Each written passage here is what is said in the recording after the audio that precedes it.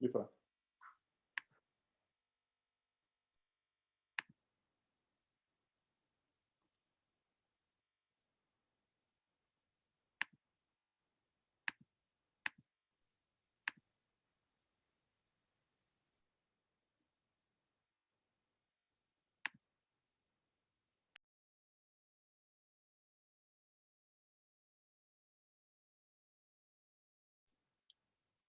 Good evening, everyone. Good evening. We'd like to welcome you all to this edition of Dangerous Dialogues. My name is Rodney Sadler, and I am the director of the Center for Social Justice and Reconciliation. As we all join tonight, I want to ask that you could make sure that we mute all of microphones. And if you could, if you don't mind, just for the moment, as we get started, turning off your cameras. We can turn them back on in a second. We just want to make sure that we highlight the speakers early on. But then we can make sure that we see us all again. It would be good to see everybody as we have conversation tonight.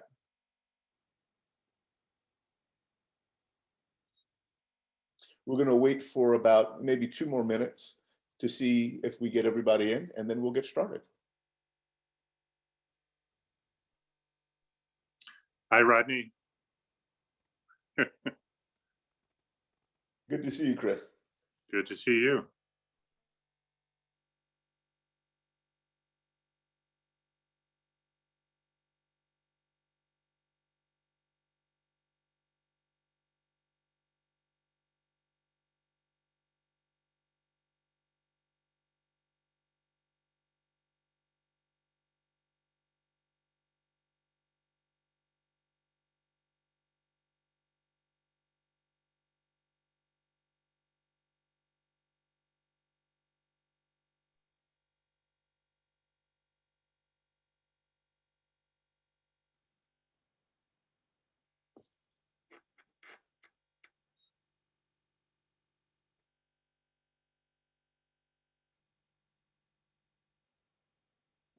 Good evening.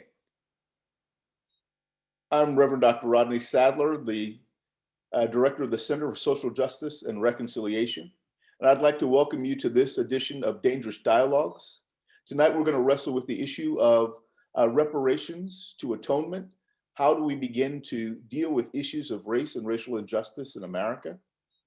I am pleased tonight to have with me a distinguished panel of guests who will be the focal point of our conversation. Former Mayor of Charlotte, Jennifer Roberts, a wonderful advocate for social justice and social change, a woman who is leading the nation right now and working on issues of climate and climate change. We welcome you, particularly in your role as a commissioner with the RAP TRACC project.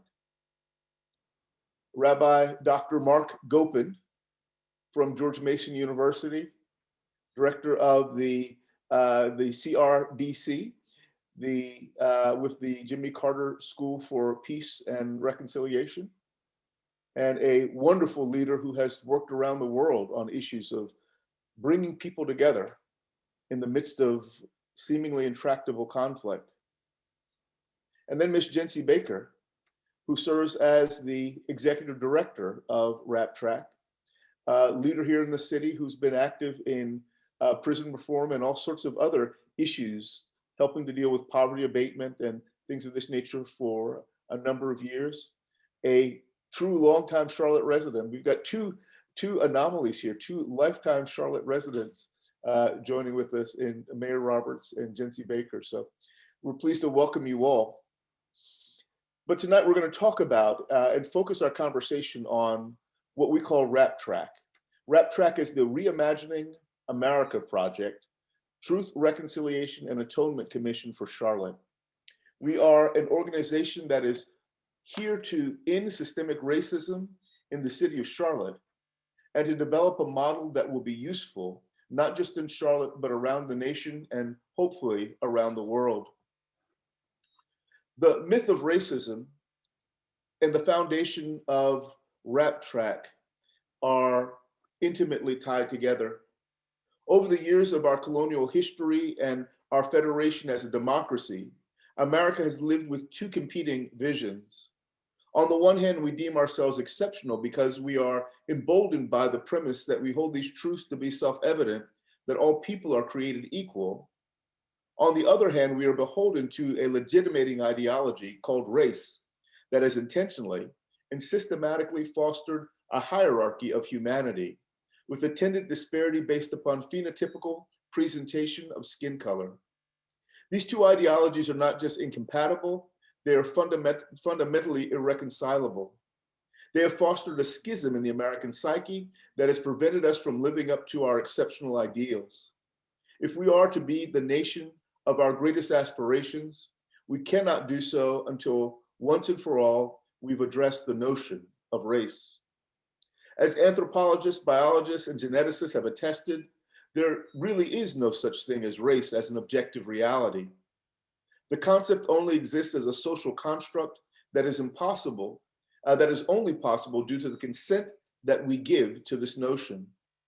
In essence, race is not real.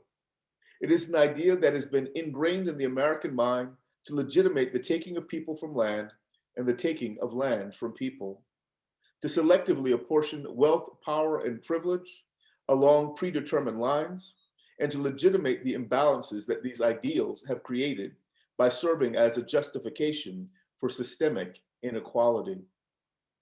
It is for this reason that we've created the Reimagining America Project, acknowledging the false nature of the concept of race and determining that this idea should no longer have the power to shape the lives of people in this world.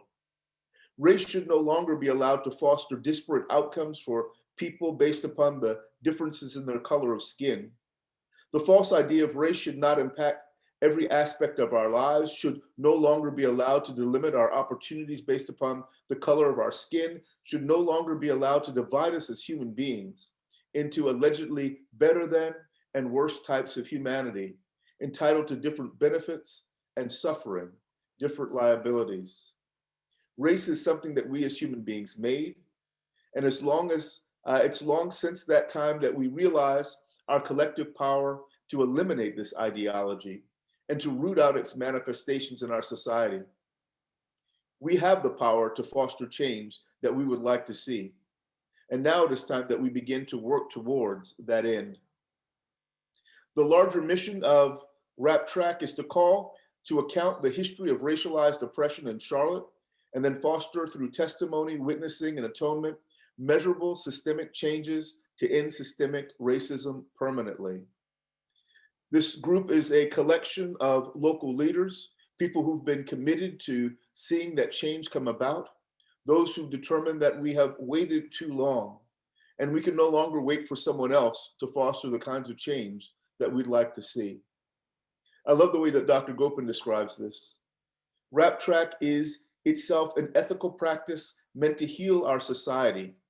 Truth, reconciliation, and atonement are ethical practices with a long spiritual history and the great wisdom traditions and religious traditions that inform the ideals upon which this country needs to stand. This is just a brief overview of what we are when we come together as RAP TRACC. And now I want to get into a conversation with our speakers. And what I want to do is to have each of them in turn introduce themselves to us and give us a little bit of their background. So the first question I have, and I'm going to ask it to you first, Jency. What was the story behind why you decided to get involved in RAP TRACC? What was the issue that motivated you to deal with this at this point in time? And why do you think that RAP TRACC is a good way forward for our nation? Well, first of all, thank you very much, Rodney. It's a privilege and an honor to be here.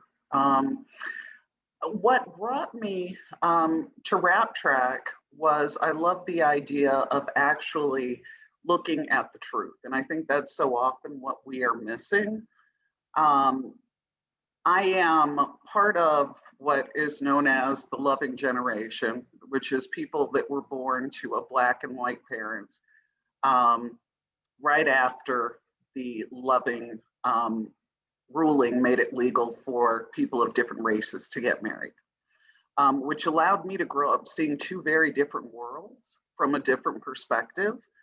And And one of the conversations that was the most impactful to me was one that I had with my grandfather at one point in time, where he told me that, and this was just a family conversation after church on Sunday, and this is my white grandfather. He said that Black people should be grateful for slavery, because if it weren't for slavery, they would not have the opportunity that they have in this country.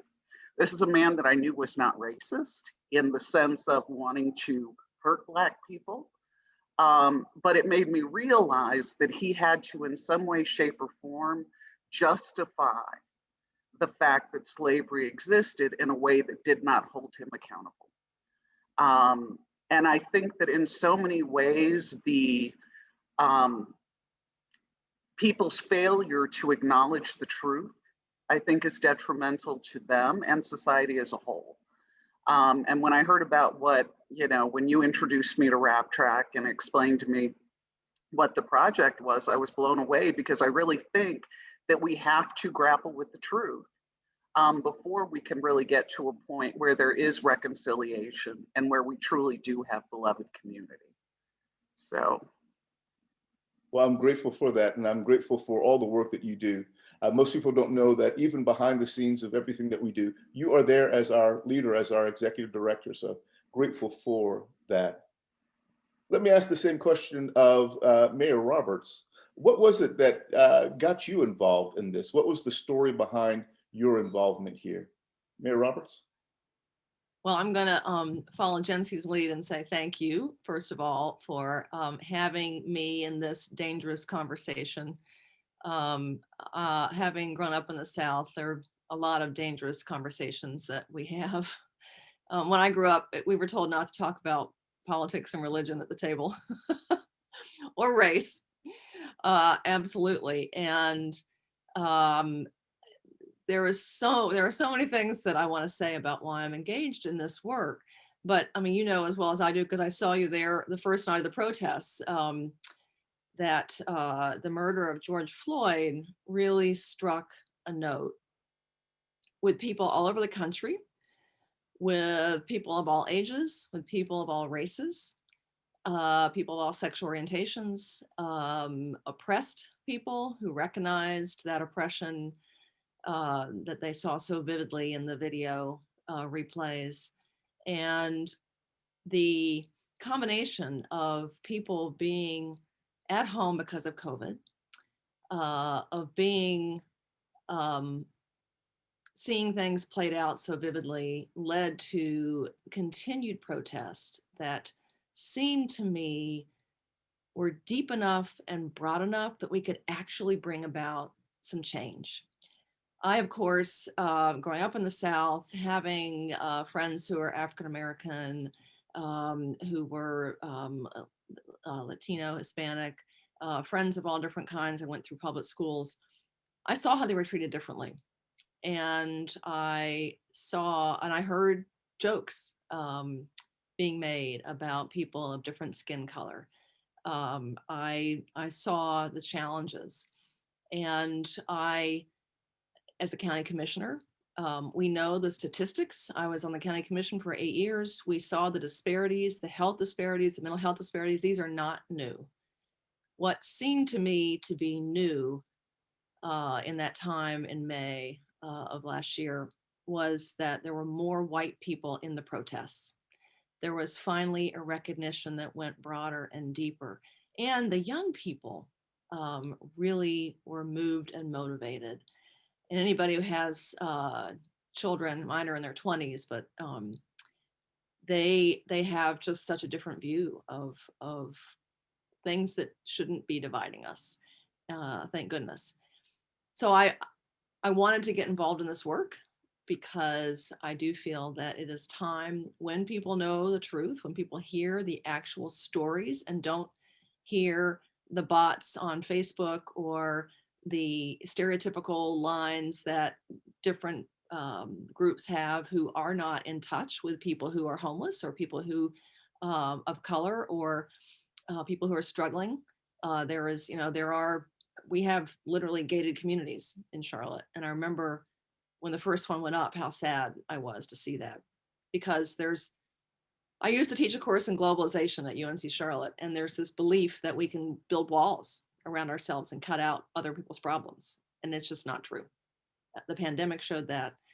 So that's that combination as well, that we know the lives and the futures of our Black and brown brothers and sisters are integrally tied with our own futures. And we need more people who look like me to admit that and to say that and to work to change that. And that's why I'm part of this work. Well, thank you so much for your contributions to this.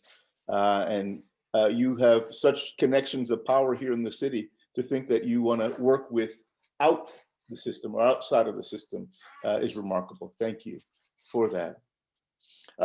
Rabbi Gopin, I'd like to ask you that question as well. What led you to this work? You are living in Washington, D.C. You're not here in Charlotte. You have a full plate already.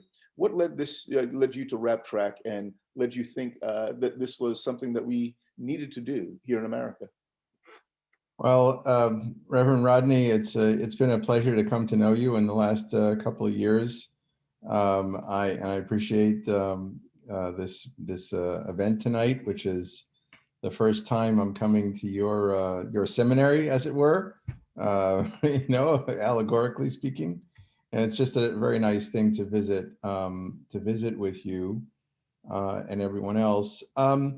I came from out of a different trajectory, and that is that I've spent the last 30 years or so in deep work of peace building around the world, and I was mostly around the world. And in that work, I found myself actually always, I was a minority wherever I went. So I was a Jewish minority in the Arab world. I was an American where most people weren't American. I was in many places in the world working in war zones with people who were victims and people who were at each other's throats for one reason or another. It was mostly in the Middle East. And I had made a passion of my life to understand conflict and try to overcome conflict, to understand war and try to overcome it.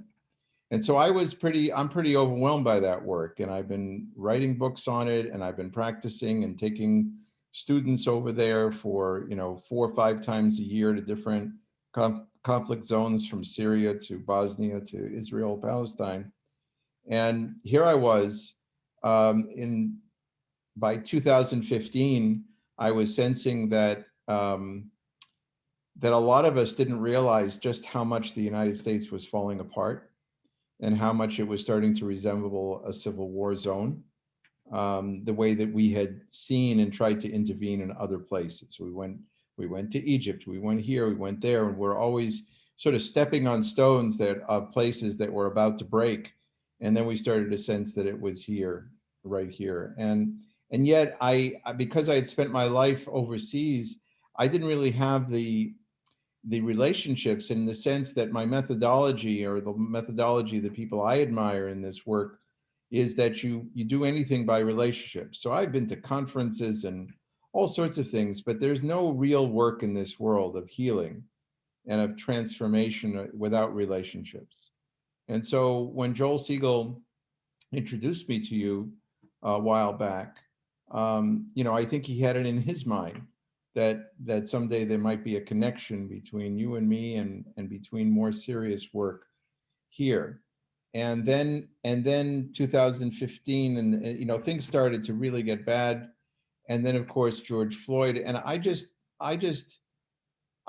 seized the opportunity when I saw, and when Joel asked me, and when we were on the same calls, and in terms of a national effort at this, I'm not satisfied by national efforts. I'm satisfied by profound communications and relationship. And I thought that this was an opportunity to go deep in a very important American city, a southern city, and a place where people already had some very interesting relationships across cultural lines. And I said, let's see if we could do something deep here. And so that's what we tried to do, is that we tried to create something that was more of a beloved community, and then explore issues of truth and atonement only on the basis of that relationship. and only on the basis of stuff we could actually do together, not just talk about. And that satisfied me more than the typical Washington, conference pronouncements, marches, because I sensed that this was the place to do that. And that's it's beyond my wildest dreams of the kind of community that we've been managing to create as a result of that. And of course, I write, I have a lot of theories from the practice, and that I'm focused very much now on compassion and reasoning together in terms of the neuroscience of it and in terms of the ethical practices.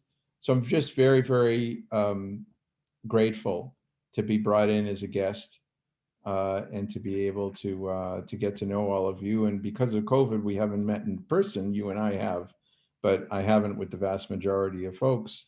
But that's coming, and it'll come as soon as we all get our shots. But we actually have created the community, and that's what, to me, is already the victory. And then you move from that victorious relationship and connection towards things you can actually change. Thank you. Thank you so much for that, Dr. Gopin. I want to ask a follow-up question to each of you, and I want to ask this one in turn, and then we'll open up the floor for a larger dialogue. We've had so far 3 hearings with RAP TRACC. On October 22nd, we started off with our first hearing, where we took a deep dive into criminal justice system, what's going on with that, the disparities that exist there. In December, we came back and talked about the racialization of poverty, the way that poverty has been found in Black and brown skin, the way that homelessness was manifesting itself in this way on the streets of Charlotte. And then just about 2 weeks ago, we had our third hearing, which was on healthcare disparities, the racialization of healthcare in our country, and noted some significant differences between what's going on with COVID-19 to long-term issues with healthcare, to access to doctors who pay attention to your life as a Black and brown person. I just want to ask you, what was the most impactful moment for you so far? I want people to get a sense of what RAP TRACC hearings are like. What was the most impactful moment for you so far? And how did it impact you, change you? How did it affect you? Let's start off with Mayor Roberts. I'm thinking of all the times that I cried. I think there was a common theme that really helped me understand how we dehumanize people who are different from us. And it's when a couple of the formerly incarcerated folks who've managed to get back on their feet and become mentors and just amazing individuals. And they said that at a certain point in their life, they thought that they had just been thrown away as people, that nobody cared about them, that they didn't have parents who care, they just felt that society had left them behind. And we heard this with the homeless and with some of the folks who are suffering from severe health issues, who cannot get care because they don't have access and it's too expensive. And to think about, some of these folks have been suffering since they were young, and to think about, as a parent, a young person feeling like there's no reason for them to live, there's no value, that they have been thrown away by society. Everywhere they turn, they see closed doors and ridicule. And, I've done work with the LGBTQ community as well. And, listening to transgender folks, I mean, there's so many horrid ways that we dehumanize others. And I truly believe that personal connection, that personal experience of hearing someone's story, of feeling their trauma, of hearing their pain. I'm kind of crying again because the stories are just so moving and real and personal and present. And even on this ridiculous Zoom platform where we got all these little boxes, the humanity still comes through. And that for me has been very moving. And I wish that I could share it with more people. Thank you. Thank you for that. And I've seen you impacted. I've seen your tears, sincere tears. Ms. Baker.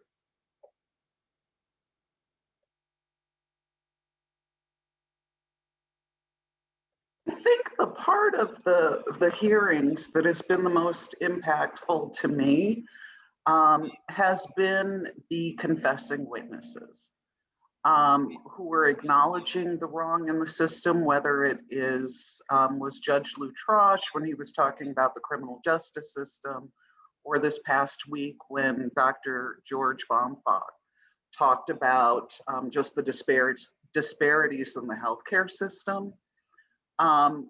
And to take ownership and actually acknowledge that they have contributed to the problem.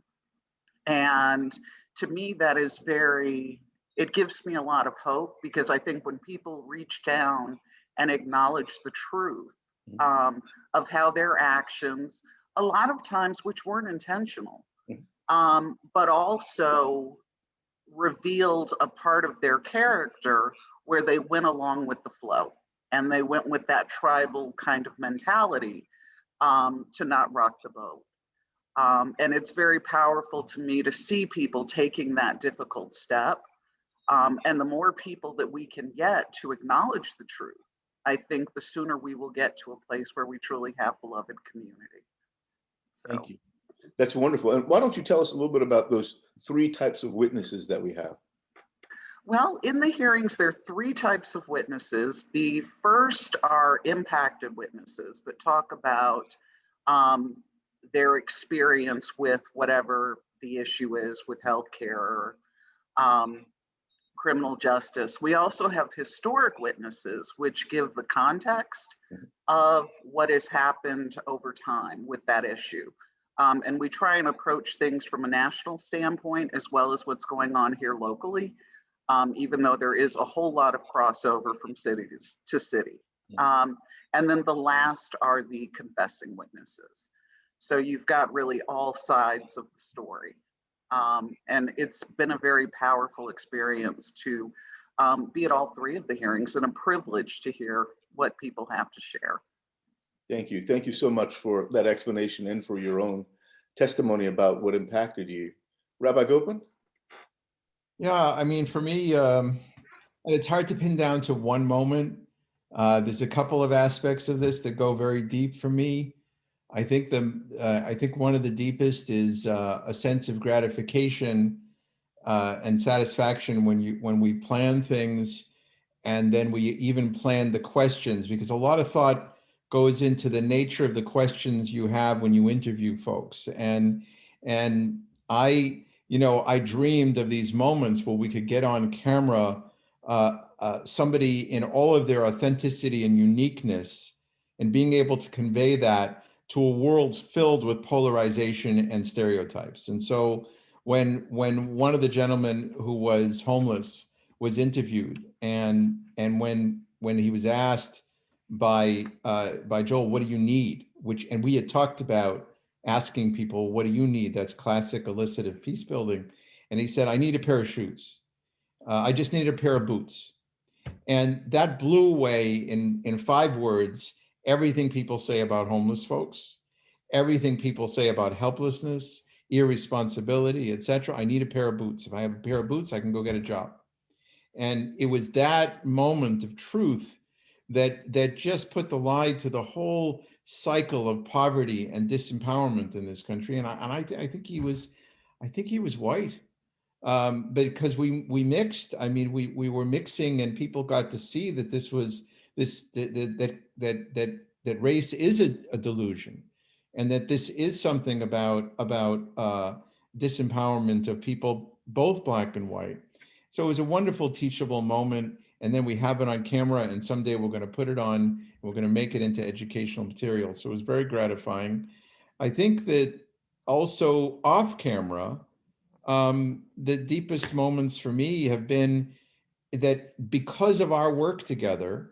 I mean, I just sat today with some very influential chiefs, police chiefs in other parts near you, and some former heads of the FBI. And we're talking very deeply about exactly what we're doing here in Charlotte. because the fact that we can go and be bridge walkers to other places, as my wife says all the time, and that we convey this to audiences that may not be in the same room with us in Charlotte, is that we're multiplying this work. And it's very gratifying to me to be able for us to build something together and then to walk it around the country and to create a ripple effect. And then finally, and this is very childlike, but the thing that makes me so emotional is that for my whole life, I did the great peace building overseas. I risked my life. I was happy about it. But the African American community was a closed book to me. The only African American I knew deeply was Martin Luther King. And that was not personally, but it was through tapes and watching and watching and listening and listening. And now I was able to have, Dr. Shipman as a friend and you as a friend. I mean, this is a dream come true of overcoming barriers of the worlds we happen to live in separately, in terms of the way I grew up. And that's been the most amazing thing to me, to create community and the honor and privilege of that for me. It's like a dream, come true from my childhood. Praise God for that. And one of the things that I have to agree with you, looking at a screen of diverse people from across Charlotte and some beyond the boundaries of Charlotte each week is really remarkable. Rose and her hijab, Rabbi Judy Schindler, Rabbi Mark Gopin. We've got people who are Black and people who are white and people who are mixed and people who are from so many different backgrounds. It's remarkable to see that beloved community that is forming. And literally, this is what we'd love to figure out how to project on the larger world, this notion of beloved community. Randall Robinson, in his 2000 book, The Debt, What America Owes Blacks, proposed the notion that there is a significant debt that has accrued to the larger American system, and that we needed to move towards a notion of reparations in order to find a way to solve this. Do you believe that America owes something to Black and brown folks? Please, whoever wants to jump in first, please. Absolutely. Absolutely. I have read enough of the history. I've read history in my own family. I know people who get wealth passed down to them who are mostly white people. I don't see, my Black and brown friends going to their mountain cabin that got passed down through generations, or their beach house that got passed down. There is even a really vivid example here in Charlotte of when we destroyed Brooklyn Village, and the city council voted in 1958 to remove, thousands of people, 200 and something successful Black businesses and churches, and I think it was about $1.4 million federal money that did it. And now that property sold for 670 something million. And all that was money that we basically took from Black and brown people and mostly African Americans. And that is just one example in Charlotte. The other thing I know from my work in climate change is that redlining has happened all over this country. Every major city redlined, and there were A neighborhoods and F neighborhoods. And there were places the banks would lend and places they wouldn't. And what happened is that the toxic polluting factories and coal plants and highways got put right next to those neighborhoods. And so not only did we destroy value for people of color, but we polluted their lungs and their soil, and led to a higher incidence of chronic illness like asthma, so many of the things that we see, diabetes. And these were conscious policy decisions. Yes, we owe a huge debt. Thank you. Jency, did you want to jump in, or do you want me to say something? Yeah, I absolutely believe in the principle of reparations, the concept and the justice of it. And I've always felt that way. I study and I work in places of enormous crimes against humanity, of ethnic cleansing and genocides and unbelievable debt.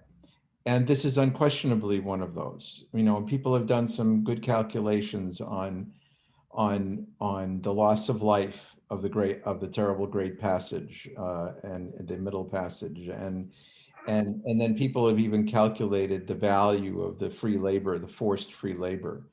But in many ways, it's incalculable because it's far worse than that. And I also think about the redlining and about the, you know, and that's more recent, but the loss of property value. But it's really, there are some incalculables here. There is the idea that most Americans feel, well, my parents came from poverty, my grandparents came over, they had nothing when they started out.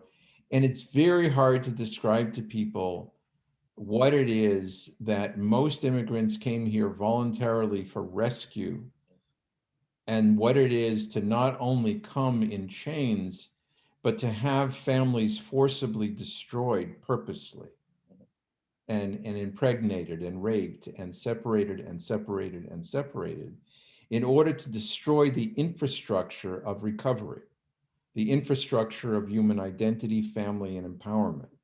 What is the cost of that? How do you put a price on that? Mm. So I don't have the clear answers to the price, and that's one of the biggest problems with the reparations idea. And people start to think about a tag of the money, and it really isn't about money. It's about a lot of other things. So there's a lot of interesting thinking around reparations. Mm-hmm. We're talking about atonement because, you know, part of this, I've written a lot about this. We've experimented. People have to be ready for atonement. They have to be ready for reparations. And a lot of our work has to be to make people ready with a deep enough relationship that they understand, oh my God, this is reparations. Oh my God, this wasn't the Italian immigration. This wasn't the Irish immigration. This wasn't the Jewish immigration. This is something far, far, far more costly. And you have to be in relationship, empathic relationship, to get that. And we're clearly not there as a nation yet with that kind of consensus. Mm-hmm. So I don't know where that leaves reparations, but I know that in the abstract realm of justice, it's right, it's important. And that's why we experiment with different ways of atoning, because we don't know who, but maybe with deep relationships in this city and that city, maybe it'll start to have a ripple effect. We just don't know. But it's very, very hard to explain to people the depths of why this kind of reparations is different than everyone else is suffering. Amen. Thank you for that. Jency? Well, I would say definitely. I think of the 12.5 million Africans that were brought over on slave ships. Mm-hmm. And I think only 10.8 million survived the trip.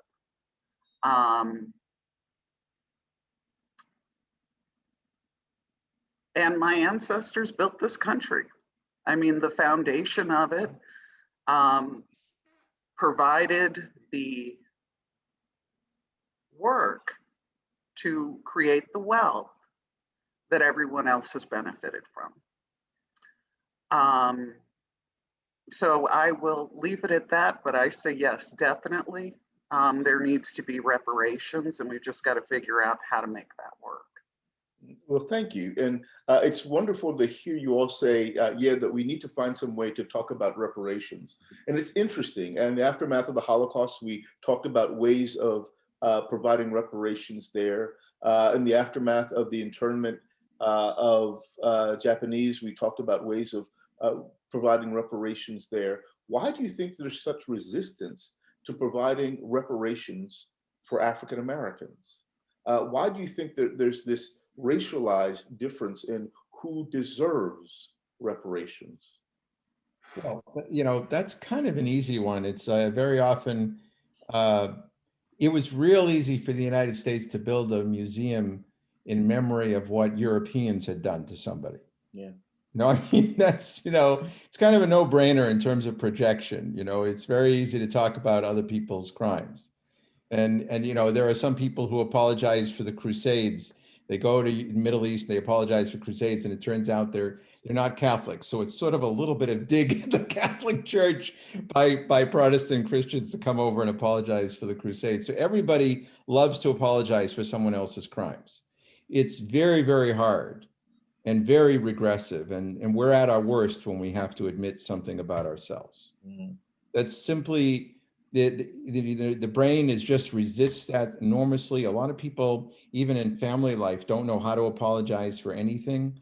They kind of fall apart when they think they have to apologize. So we're not very good as humans in training people to apologize. We're not, in making it easy. It doesn't come easy to us. Honor, shame, and writ large, that's part of the problem here, is that this is the quintessential American crime. It's both the African American community and the Native American community. So it's the one that's the least acknowledged. And it took a long time to make the museums on the mall. But honestly, a museum is not the same as 300 million hearts. And we've learned that the hard ways. Yes. Thank you. Oh, I would like to add to that I think part of it is that a lot of what has happened over time, the racism has actually negatively impacted the white community. And there's a new book out called The Sum of Us by Heather Mcgee. And in that, one of the examples she gives is in Montgomery, right before the 60s, they had built this beautiful state-of-the-art facility with a fabulous pool. It was public. But the minute that Black folks started saying, hey, we want to go too, their solution was not to create something else. Their solution was to fill the swimming pool with dirt and not allow anybody to use it. And so I think there's something there too where beyond the not knowing how to apologize, there is something where people don't want you can't have more than me. Yes. When there's more than enough for all of us. So. Thank you. Thank you for that. Mayor Roberts, did you want to jump in on this? Yeah, I wanted to add in that concept that it hurts all of us. Right before this, I was on a Zoom with folks who are commemorating Alex McMillan. And it's the annual McMillan dinner, Zoom dinner, recognizing the work of people on racial justice, and race matters with juvenile justice was mentioned, other things. But one of the things that was mentioned by some of the panelists was the fact that studies have shown that white students and Black students do better in integrated schools. They perform better. Their earnings potential is higher. Like, they follow people after they've been out of school, and both the white and Black students have better results by being in integrated schools. And so it is absolutely true that all of us benefit. And the other thing is when we start to dehumanize one group, it's easy to go to another group, right? So in the end, they always say, there, but for the grace of God go I. Am I going to be in a group someday where I'm dehumanized? Like, we need to stop dehumanization in every form. And racism is a very horrible form. It's horrible. People look at ridiculous physical differences. And it is, again, it hurts all of us. Amen. Amen. It certainly does. Thank you for all of these questions, and particularly we've wrestled with the issue of reparations. I want to shift the conversation a little bit. There has been an intentional effort of RAP TRACC to deal not with the notion of reparations, but to reframe it in the notion of atonement. I'd love to hear some background on why that choice was made, and what is the difference, if there is a difference, and if it is only subtle, between notions of reparations and atonement. You want to start with this, Mark? Well, part of it was that reparations means is a bow to justice, And this was the common language of this is truth and reconciliation commissions around the world that were precedents for this. We were not satisfied by that because, first of all, the word reconciliation is very often hard for people to accept by itself because it suggests that there used to be a wonderful conciliation, and that clearly has never been the case in the Black relationship with the white community of the of Americas. And so that was a little bit questionable. So we felt we had to put something else in there, but reparations were not going to be the kind of consensus that we could possibly get to. But atonement is a kind of interesting middle position. All of this comes back to biblical and old ideas. In every culture in the world, there are forms of atonement and forms of reparations for harm done. And the word atonement comes from the Hebrew kapara or kippur, and it's part of legal processes.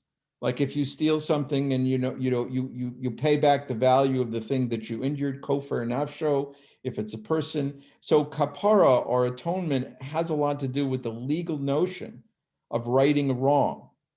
However, it also has a spiritual quality to it that recognizes through sacrifices and the symbolism of sacrifices and the holiest day of the year, the Day of Atonement, the day of Yom Kippurim, that a lot of things cannot be fully paid back for, but you can atone. And an atonement is an approximation to something that can never be fully paid back. And that's why it became an interesting middle position. I mean, everybody realized, when you kill 1 million Jewish children in World War II, what are you supposed to do? You're supposed to kill 1 million European children? I mean, you can't. You're in Rwanda and it's 1994 and you have 100,000 men in jail.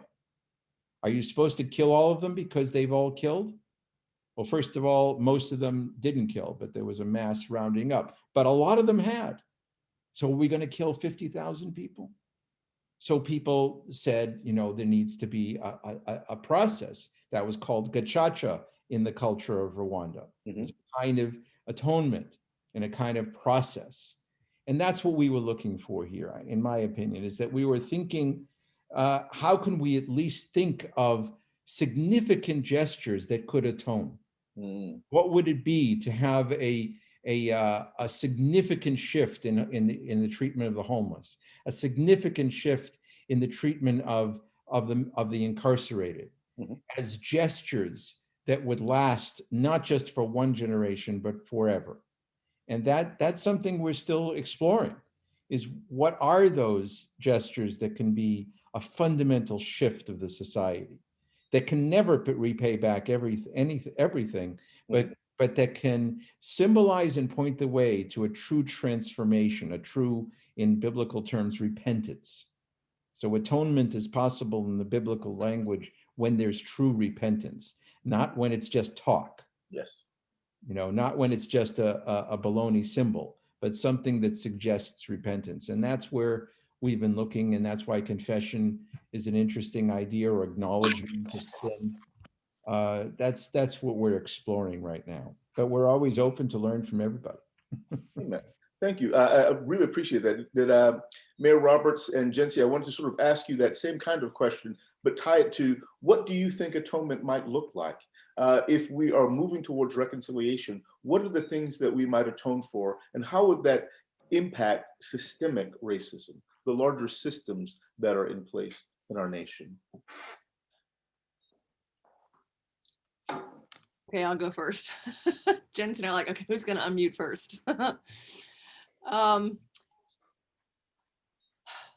It is such a difficult issue today because we have become so polarized in our country. We have politicized science. We have politicized sickness. Everything is political. And I was looking at some recent survey data and, kind of where Americans in this great Democrat, Republican, liberal, conservative divide, where we've come in the last 50 years. And we are, by survey data, more divided than ever since the war. We are the most divided ever.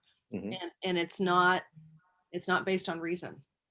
It's based on culture, identity, fear. And it's this identity that people have. And so, one of the challenges in talking about atonement and reparations is that until you get some of those, what do you call them, influencers Mhm. in the communities that have resisted, until you hit that tipping point, that famous tipping point of people being given permission to Mhm. atone Yes. by their tribe, whatever that group of people who are resisting is composed of, that's, and again, I felt like with all the white people I saw in the protests, I felt like we were reaching that tipping point, that there was a permission for people who look like me to say, oh my God, yes, my ancestors and even I Yes. have been part of this system and benefited from it. So back to your question, what do reparations look like? And unfortunately, reparations, that word itself has become like climate change Yes. or liberal. It has been given a life of its own that has so many connotations. We have to talk about it in a different way. Mhm. And so we have to get past the verbiage. And I think we need to give people permission to be vulnerable. Mhm. And not to jump all over them on Facebook and Twitter, and not to jump all over them in their political party. And the only way we're going to do that is what we're doing here with RAP TRACC, and that is the personal connection, that you care enough about the person Mhm. that you don't feel like you have to be like part of your tribe, that you can come out of that and really seek that atonement. Amen. Thank you so much for that.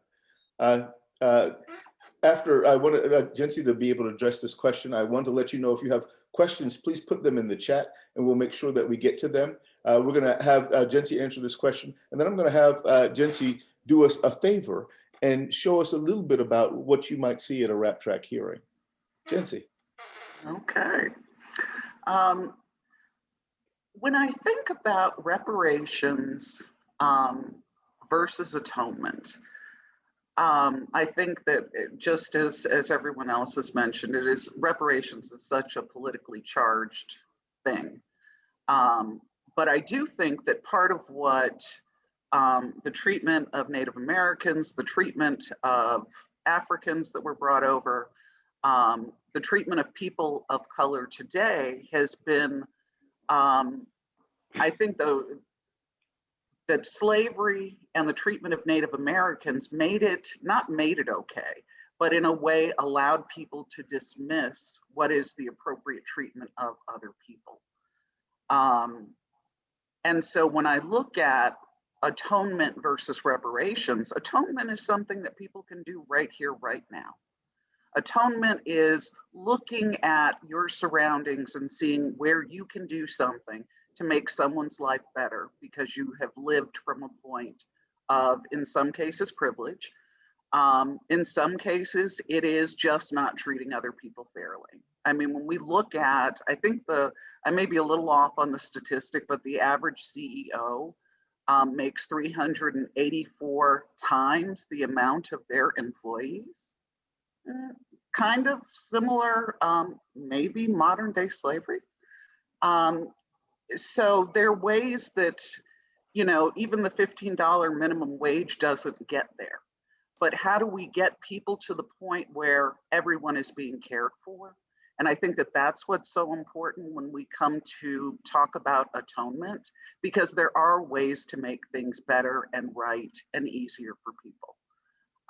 And even if that is just as simple as the police not stopping somebody for no reason, just cause. And then they give them a ticket just cause. Well, now I've got to make it, legitimate. So there are a lot of things that can be done in every walk of life to atone for the past. Mm-hmm. And one of the things that we talk about in RAP TRACC is that none of us are responsible for the system that we live in. Now, we are responsible for perpetuating certain things, but we didn't create this. And I think now we're at a point where we have an opportunity to create an equitable world where we can all have, I mean, there's more than enough for all of us. And that's what I want to see happen. But from here, I guess we will share one of the videos. And of course, you'll get to see Rodney again.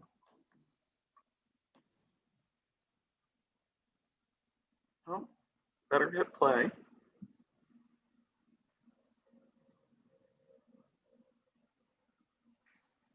We're now going to shift gear and hear from our last witness of the evening. We have a confessing witness tonight. A confessing witness is a person from the white, quote unquote, racial group who has recognized the danger in the system, who's decided that he can no longer allow for the racial biases, the racial inequities to persist, and wants to find a way forward. And our speaker tonight has dedicated his life to finding a more just and equitable way to deliver healthcare in our nation. I want to introduce a former Texas resident who's now made Charlotte his home, Dr. George Baumfalk. George? All right, thank you very much, Rodney. Well, this has been quite painful this evening, listening to all these very sad stories of shortcomings and discrimination in the healthcare system. I've been hearing a word in the last several months that I haven't heard much before, and that term is unconscionable. And aren't these stories unconscionable? And aren't all the disparities and deaths of the African community, minority community in the COVID pandemic unconscionable? So it really is a difficult time. And when it comes to recognizing and acknowledging and doing something with the problem, I'm proud and happy to play a part in that. So I've got a lot to confess. So going back to my background, I was raised a Methodist, and I learned that there's two kinds of sin. There's a collective sin that we all do as a body, as a collective, and then there's individual sin. And both need to be addressed. In the Methodist Church as a young boy, I learned the congregational prayers of confession, where you say, "We have sinned," and also individual prayers about "I have sinned." And I've only recently, in the last year, less than that, learned about the collective and individual sins of racism, and our need to name it and confess it and atone for it. So the question is, does racism operate in healthcare? Yes, we've learned tonight, it most definitely operates profoundly in healthcare, and I name and confess my role in it. Historically, I went to medical school in San Antonio in the 70s. In my class, there was one Black student. There were 0 Black faculty. So are we surprised that that single Black student dropped out of school after a couple of years? I never engaged him. I hardly knew him. I feel terrible about that. Went to practice medicine in an East Texas town on the Arkansas border, literally 10 miles from Stamps, where Maya Angelou lived as a child, and where she had the experiences that she wrote in When the Caged Bird Sings. She recounted many episodes of racist medical treatment in her life. I'm not a bit surprised. In that town, when I arrived, there was one Black physician. He was not replaced when he retired. I never engaged him. We had a racist old white doctor who had a segregated waiting room in the 1990s. It's just incredible to believe that I never engaged him. I never challenged him on how he could do that. One of the largest multi-specialty clinics with about 120 doctors did not take Medicaid patients unless they had to in the emergency room. They didn't electively accept Medicaid patients. And I talked to the administrator, and he told me it's because the other patients didn't want those people sitting in the waiting room with them. I never did anything about that. I recognize in retrospect that I and some colleagues treated our Black patients maybe a little bit dismissively. I like to think that we gave them good care, but as Dr. Sachs mentioned, if you looked at the numbers, probably the outcomes were a little bit different. I was just oblivious and ignorant and led blind. I exercised the highest of white fragility, or white privilege rather, and they were questioning my behavior or our community's behavior. And I regret not challenging those fellow doctors and other people about things that I saw go on and accepted. But the events of the past years, if they've opened so many people's eyes, so certainly opened mine to force me to confront my racism in the countries. Like so many people, I used to blame the victims. I didn't understand why people would run away when they were stopped by the police, even if they hadn't even done anything wrong. The George Floyd incident was really a tipping point for me, and I think most of the world. We could no longer make excuses, blame the victims. So I started reading some books, and the first one was this book, White Fragility, that you're probably all familiar with. And it just, again, awakened me to my collective and systemic racism, a personal white fragility and privilege. And I finally saw my role in perpetuating racism. I became involved with Medicare for All movement about 4 years ago with Dr. Sachs. But at that time, I didn't appreciate the racial inequities in racism in the healthcare system. It's a huge blind spot. I'm embarrassed now to read things that I wrote, articles and letters to the editor and talks that I gave to groups about Medicare for All, and never mentioned any aspects of racism. It was there all along. We just had the privilege of not seeing it. So I realized that I need to confess and atone for both personal and collective sins of racism, especially in healthcare. And to me, I think one of the greatest ways to begin this atonement would be advocating for Medicare for All. It's not going to cure racism, but it would create an enormous basis towards doing so. It would immediately provide equal access. It would not discriminate in payments to affluent patients and poor patients on Medicaid or those without insurance. It will finally provide fair funding to inner city and rural hospitals whose patient base is weighted towards those folks with bad insurance and Medicaid. So the hospitals do poorly just because of it. So Thank you. Thank you so much, Jency, for sharing that with us tonight. And this is just one of the types of witnesses that we have, a confessing witness, talking a little bit about his experience, what he saw in the system, and why he began to change to try to find a way past the racial divides that he'd seen in the work that he'd done. I'd like to take a couple questions from the audience now before we break into small groups for some discussion. I think I saw one from Chris Kite. Chris, would you like to open up your microphone and ask your question? Okay, let me do that.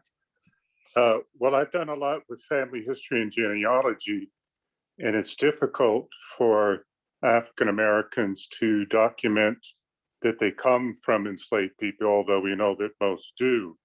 And it's much easier to document from the Jim Crow era and modern discrimination. So, I mean, I would like reparations that would help everybody find their roots. As a genealogist, I like that. But is it better to focus on current economic class and issues because of that? So I'll start off with this question. I think there's two things. I think there's definitely trying to find those people who are immediately impacted because of their racial history is significant.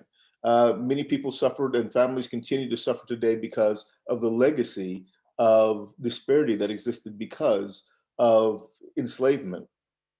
I know the impact it had on my family, and I can still remember my great-grandfathers who were sharecroppers and the life that they lived, literally working themselves to death for someone else's benefit on a plantation that might have been the same one that their ancestors were enslaved on. So I think that there's something to be said about trying to find those people immediately impacted or originally impacted by slavery. But that being said, the way that the racialized system works, even people who were subsequent comers to America, whose families weren't immediately impacted by race by slavery continue to be impacted negatively by race. And the disparities that exist are also disparities that exist just based upon racial identity. So for this reason, I think that the notion of atonement, the notion of repair, has to extend beyond just notions of were you easily identified as associated with slavery.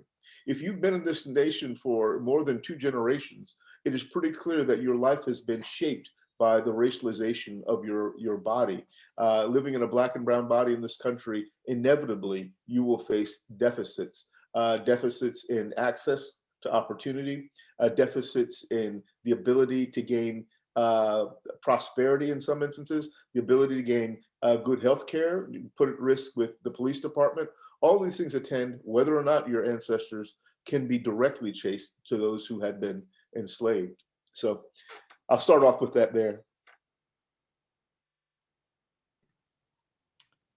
Well, could I add that I essentially am agreeing with you, because it's so hard to document just that line, that if it's focused more on, regardless of what shade of pigmentation you have, it's focused on those in need. And we know historically what caused those different disparities. But anyway. I just want to add that I think, there's great diversity in the country. And the beauty of this is that if you make a movement towards these kind of possibilities of reparation, you're going to get very diverse responses across the country to what the consensus would be in that place. For example, Boston was abolished slavery. I don't know whether it's 200-300 years ago that it was on record as being a place for freed slaves, etc. But they have their own history. I come from Boston. They have their own history of bias and prejudice that has a lot to do with housing and segregation. And so there might be a different flavor to what they would agree to. I think, I don't want to speak for the whole commission, but we've all tended to emphasize that whatever would happen in terms of atonement, it has to focus on the poor, those who are more poor, because there's been a tendency for liberal elite solutions to many things that does not really address the fundamental crime and inequity that has happened between the Black community and the rest of the country. And so whatever solutions, they should emphasize the benefits to the poor. And that involves basic income, basic health care, basic equity before the police, basic equity in prison, in the justice system, etc. Amen. Thank you.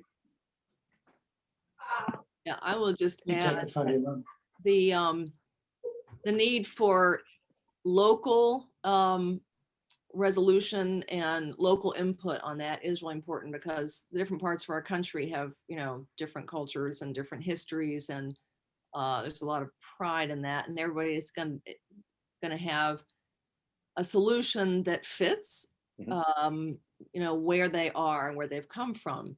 But absolutely, I think part of the challenge we've seen in healthcare and housing and others is that people who are directly impacted have to be at the table.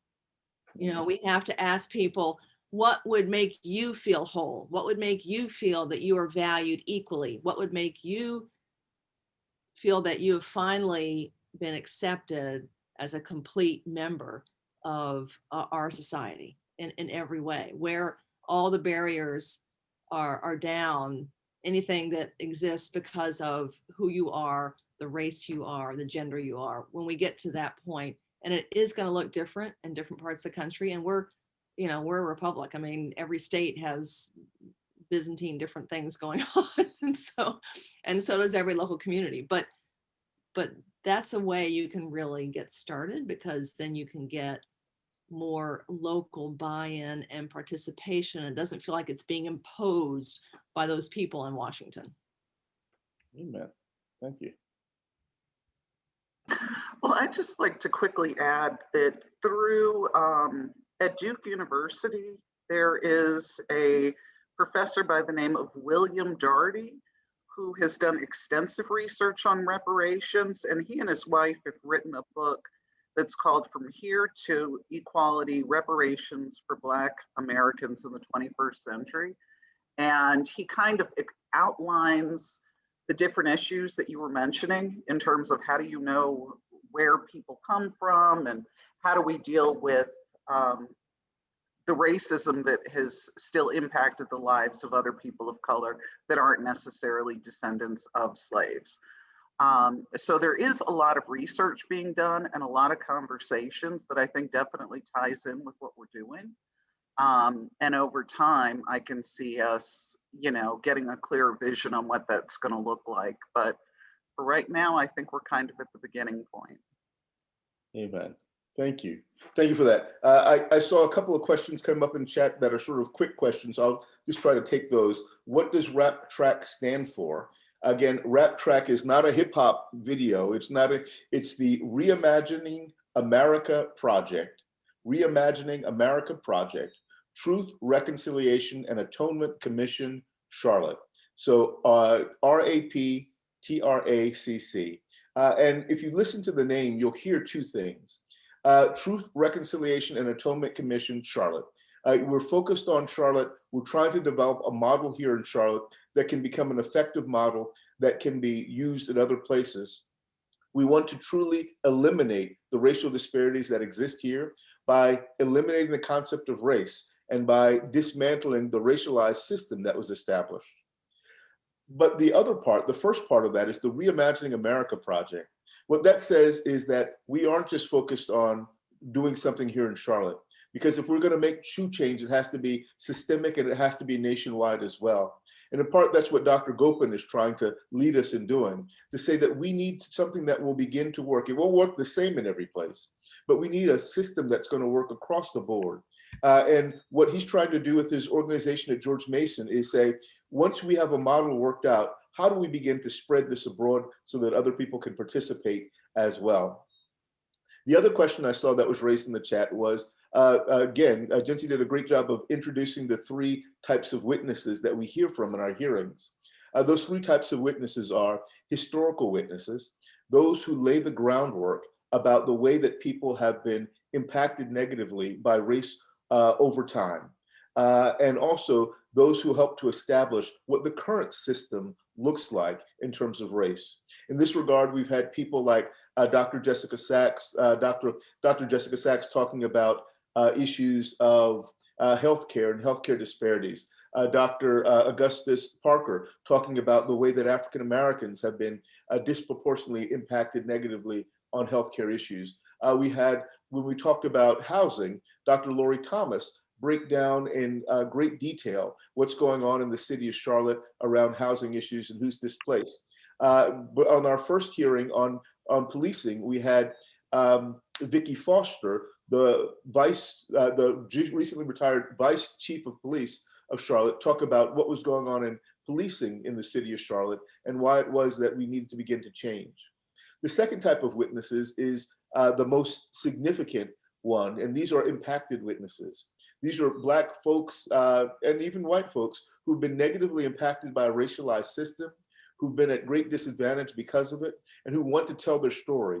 We're trying to amplify their voices. We want to make sure that their stories are heard so that people can begin to see what's going on. And through a combination of hearing intellectually what was being said and feeling on an emotional level what was being said, become motivated to participate and work toward change. The third type of witness are confessing witnesses. And confessing witnesses are people who are primarily white, who've been participating in a larger system, who recognize that it is a racialized system, that it has perpetuated disparity over time, has perpetuated harm, and have decided that they no longer want to participate, but want to work to atone for what they've done. So in this regard, we've had Judge Lou Trosh talk about what he did as he recognized in his juvenile justice court that he was not able to pass out verdicts, handle people in an equal way, that Black and white people were treated differently. And as a result of this, he and Alicia Chingari, the Superior Court Clerk of Courts, developed a program called Race Matters for Juvenile Justice, which began to work to find ways to educate people about what race looks like in the city.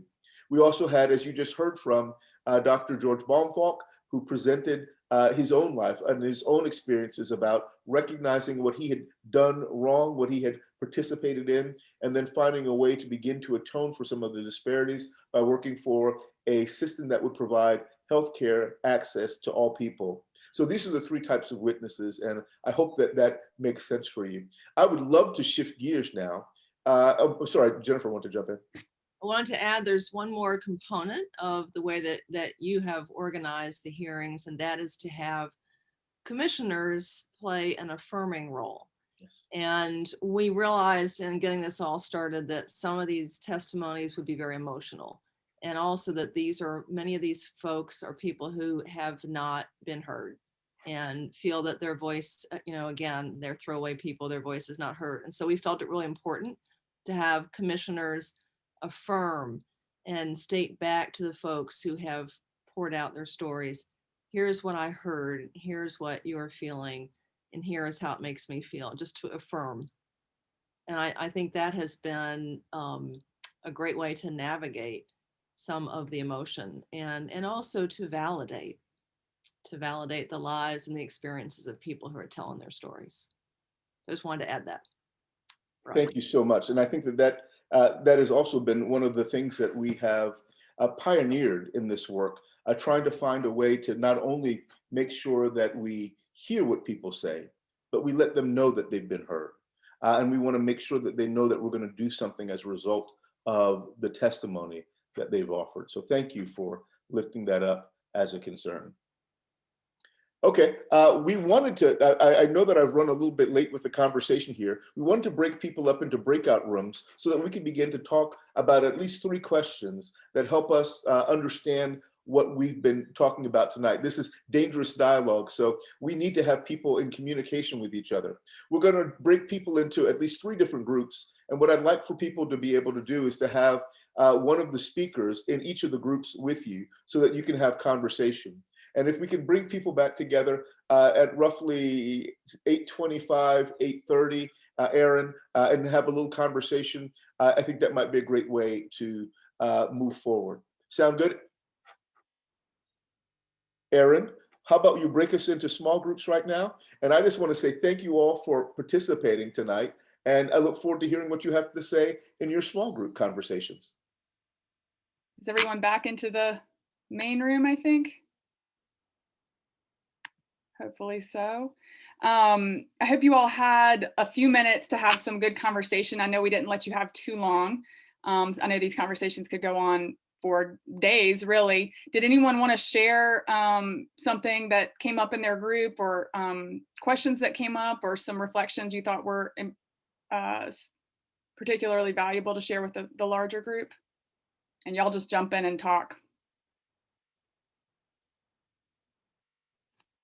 I'm scrolling through. I think the key word that's come out of tonight, I think, is atonement.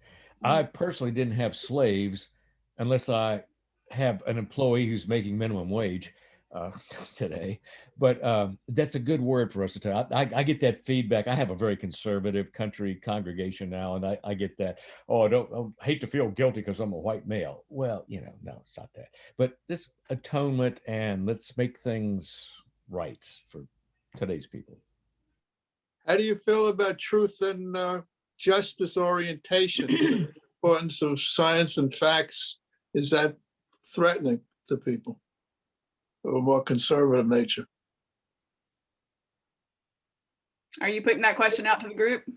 Yes. The gentleman was just saying he was from a more conservative rural area, and I've been trying to get Rodney and the religious community to reach out to our more conservative rural bases, actually with the head of Atrium Health also on health issues and how do we develop healthier. Actually, another lady brought up educational systems, which I had brought up to the superintendent of schools.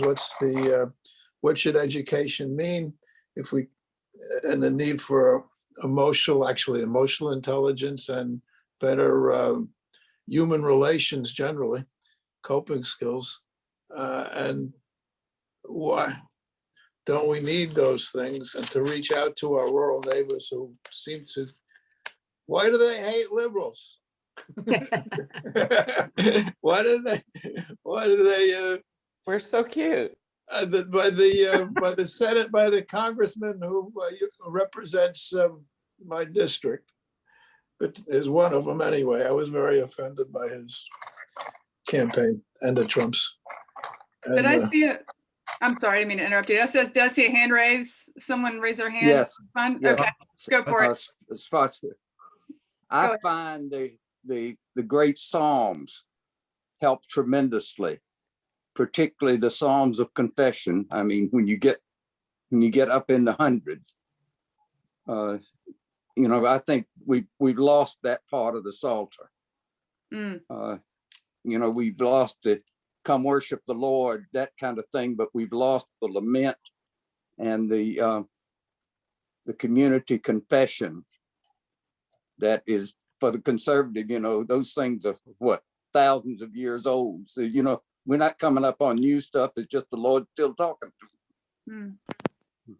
Yeah, it's my experience from a lot of the work that we've done with communities that are on the defensive and being accused of something is that they really need to be listened to deeply and respected and honored, and then, provoked into conversations. And then there's a lot of confessions that start going on. People start to admit the things that aren't right if and when they feel heard. And I know that sounds indulgent when we're so frustrated with what, the dangerous aspects of the right-wing world. But honestly, it's going to take a lot of work for rural folks to be involved in this and to have these kind of conversations.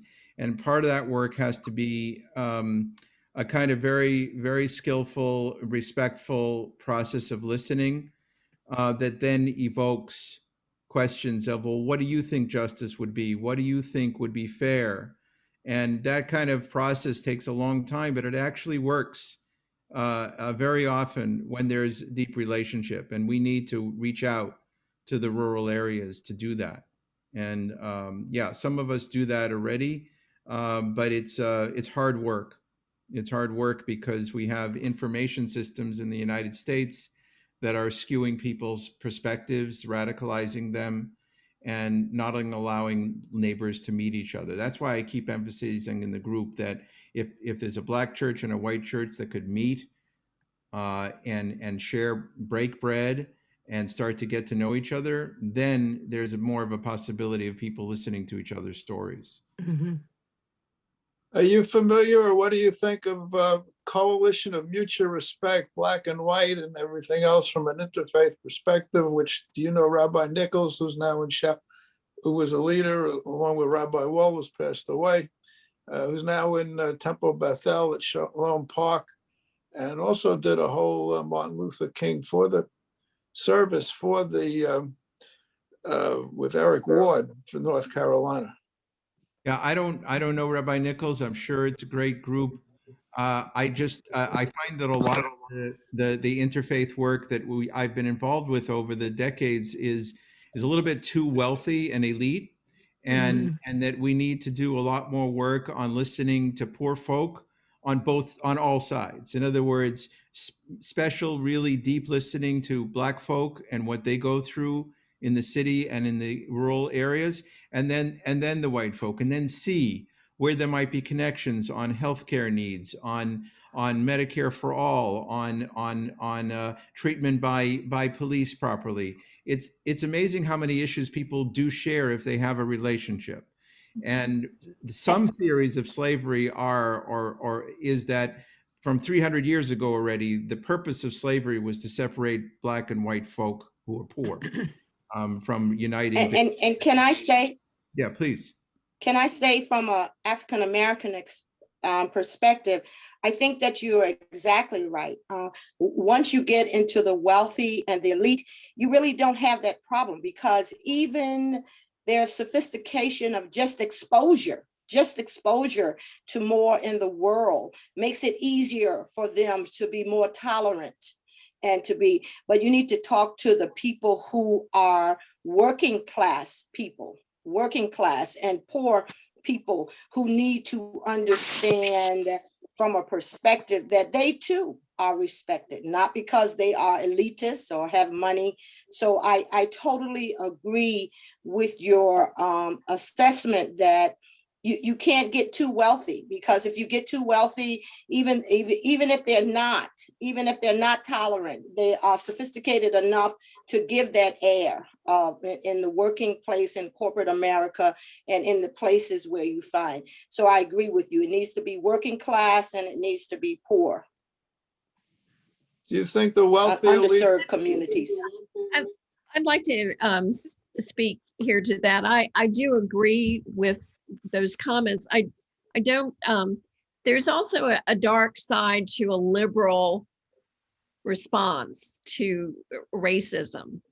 And we're seeing some of it shifting by groups of people, getting together and reading books together, but that's not transforming.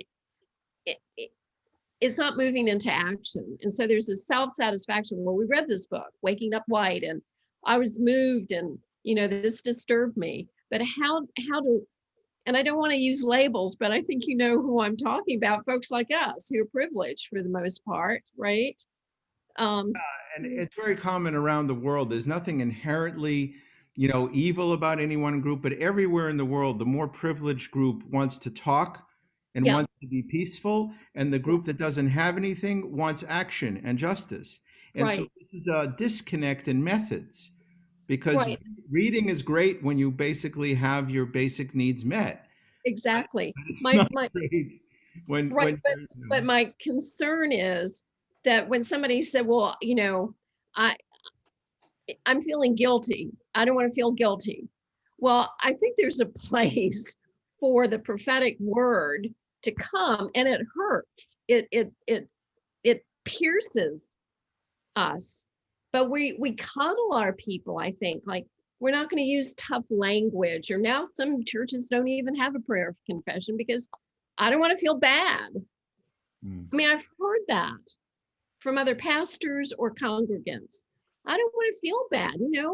I'm a good person, but the word of God is a sword. And so how do we administer? I'm struggling with this here, but not to coddle people and like, oh, you feel badly, well, let's just kind of move on. This is a moment of reckoning. And our nation and the church is on the line. This is a moment of truth for the church to be that prophetic word and witness. And it's now. It's not when everybody feels okay about themselves or reads enough books or sees this movie. Can confession be something that's is a release that makes us feel more, that lifts our spirit because we're being more honest with ourselves? If there's an acceptance and a sense of empathy per se, or loving care that moves us to a better place.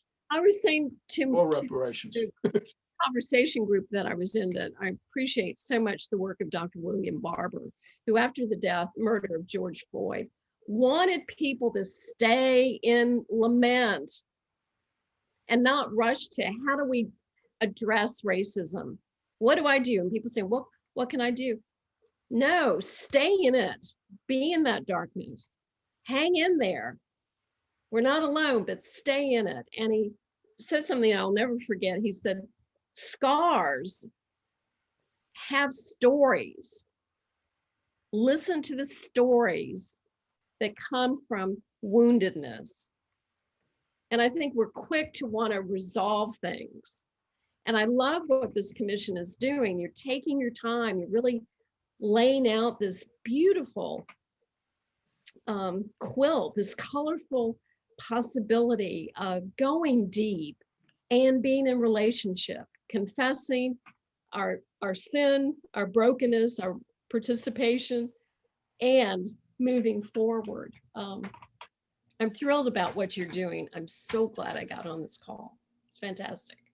So are we. Thank you. And I'm going to put Melissa Campbell on the spot right now because I want her to say what she said in our group. I think it's an important point we all need to, and it's a good point to kind of wrap us up on too, because I want to make sure I respect you all's time.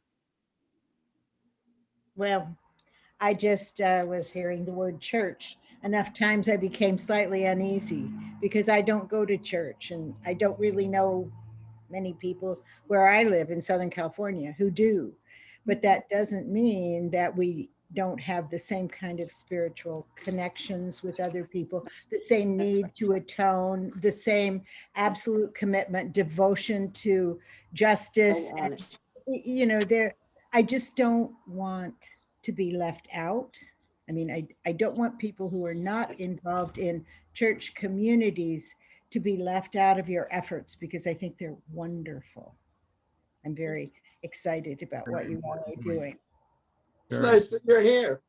Thank you. It's nice to have that attitude. It's wonderful. Yeah. Religion can be a good thing, right? Which is a big issue, actually. Why are we scared to say God in school?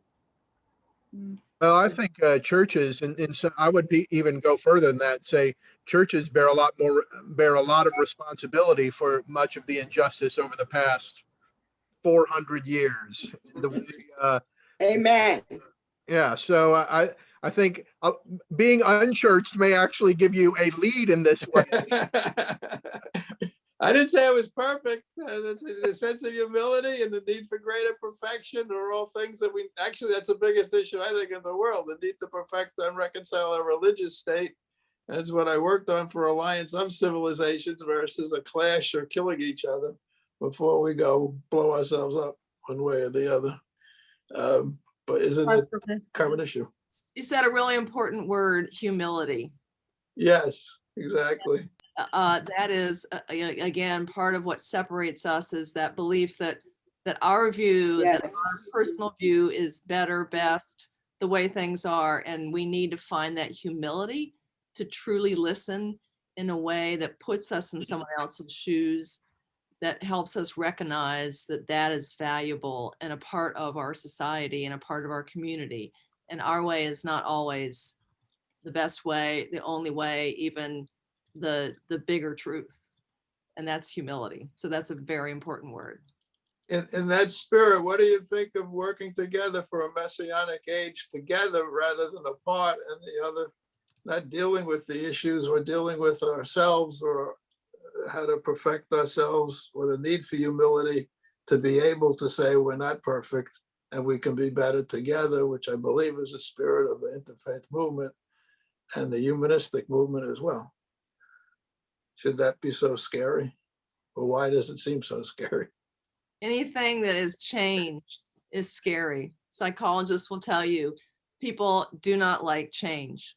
I just sent the group a letter, as well as the president of actually American University, on change makers she's also the former head of Deputy Secretary of Health and Human Services. She was very interesting, or the group was. I think it requires a kind of willingness to, we all have family members, and we're kind of appalled by ways in which they got taken by a lot of propaganda and a lot of misinformation. And so we have to have, we felt as a community that beloved community is the key. And beloved community means often you find that something that somebody says is abhorrent. And at the same time, you show them gestures of care and love. And that often is the best witness for helping them to see a different way. And I think we need to do that, because otherwise we just drive people into radical denominations and into their own radical spaces. And then we don't have a chance to build community with them. And so we have to be very mindful of how you build this out in a way that's going to capture most of the country back to a deeper form of a bonded community. Do you think we've been honest in terms of lifting all ships and the globalization issue?